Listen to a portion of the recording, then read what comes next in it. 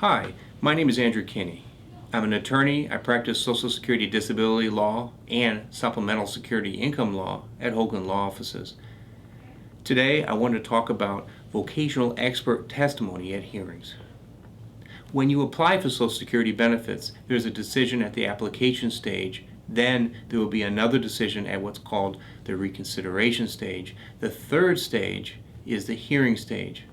At this stage, you would be in front of a federal judge testifying about why, medically, you cannot work full-time. Another individual that is almost always in the room is a vocational expert. The government hires them to give testimony about your ability to work a full-time job given certain limitations the judge would pose. What this means is if you're at a Social Security hearing, there's a person that bears on whether you'll be approved or not.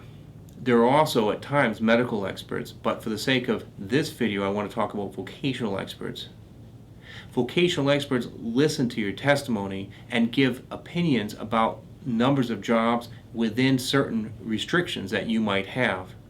What's important about vocational expert testimony is the judge may deny or approve a case based on the answers of the vocational expert. If you have an attorney at a hearing, what you'll hear after the judge asks the vocational expert testimony get testimony from the vocational expert about jobs that are available, what you'll have is the attorney should then cross-examine the vocational expert and give more limitations that might knock out the 3 jobs that came up. You'll hear about jobs that in theory you could do. Keep in mind that the expert is not testifying about your practical ability to do it. In other words, the job expert and Social Security in general is not worried about whether you have a car to get to a job, whether a job would pay enough, whether the job is beneath you and you have more skills than that job. Generally, vocational expert testimony is giving ground level work that exists in significant numbers enough that you could do it. It may be something you never want to do or never will do. So keep in mind that when you're at a hearing, the job expert may make or break your case. Well, what do you do with the expert testimony? If you're on your own at a hearing, you can certainly ask the judge on the front end, at least at the first scheduled hearing, that you would like to get representation. You would like to get an attorney to help you. That's fine. Don't expect it, though, if you already had one hearing scheduled.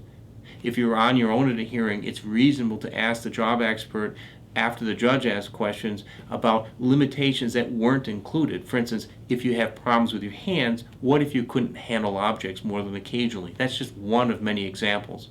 If you have pain that affects your concentration, perhaps you would ask if someone had pain that affected their ability to stay on task and you were off task, let's say 20% of a normal workday outside breaks, would that affect your ability to work? If you can get the sense here, there are very specific questions for vocational experts that you may not know or at least be ready for if you're on your own. Having an attorney is very helpful with vocational expert testimony because the judge knows that that vocational expert testimony is crucial to the determination. If you have more questions about vocational expert testimony or how it plays into your approval for benefits, please feel free to call our office at 1-800-850-7867. You can also go online at hoglundlaw.com. We have information, hopefully it's helpful, and hopefully this video was helpful as well to explain vocational expert testimony. Thank you.